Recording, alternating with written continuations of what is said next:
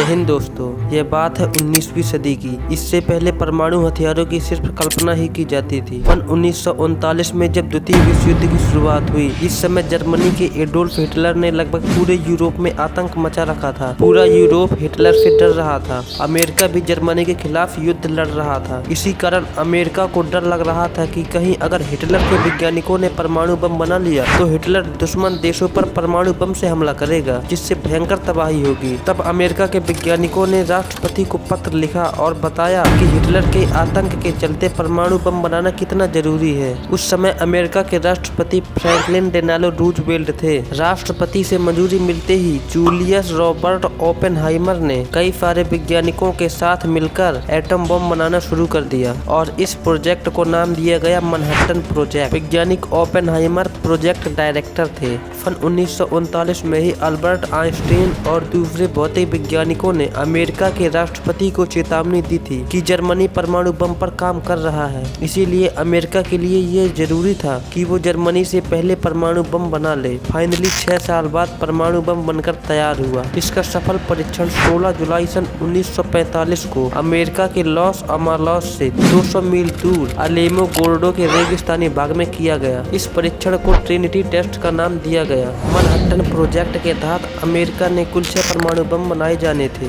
जिसमें से 3 परमाणु बम बना लिए गए थे। पहला था द गैजेट, दूसरा था लिटिल बॉय और तीसरा था फैट मैन। अमेरिका चाहता था कि द्वितीय विश्व युद्ध जल्द से जल्द खत्म हो, परंतु जापान दूसरे देशों पर कब्जा जमा रहा था। वो सरेंडर करने को तैयार ही नहीं था। अमेरिका ने जापान को चेतावनी भी दी कि यदि उसने युद्ध करना बंद नहीं किया तो हम उस पर परमाणु बम से हमला कर देंगे। पर जापान ने अमेरिका को बातों को सीरियस नहीं लिया। वह परमाणु बम को नॉर्मल बम भी समझ रहा था। जापान ने युद्ध जारी रखा। अमेरिका ने 6 अगस्त 1945 को जापान के हिरोशिमा शहर में लिटिल बॉय नाम का परमाणु बम गिराया, जिसमें लगभग 2 लाख लोग मारे गए। फिर भी जापान सरेंडर करने को तैयार नहीं था। अमेरिका ने फिर 3 दिन बाद 9 अगस्त 1945 को फैट मैन नाम का दूसरा परमाणु बम गिराया। इसमें 80,000 लोग मारे गए। तब जाके जापान ने सरेंडर किया और दूसरा विश्व युद्ध समाप्त हुआ। उस टाइम पे केवल अमेरिका के पास ही परमाणु बम था। अमेरिका के बाद रूस ने अगस्त 1949 में अपना पहला परमाणु परीक्षण किया, जिसका नाम RDS-1 था। इसे फर्स्ट लाइटनिंग भी कहा जाता है।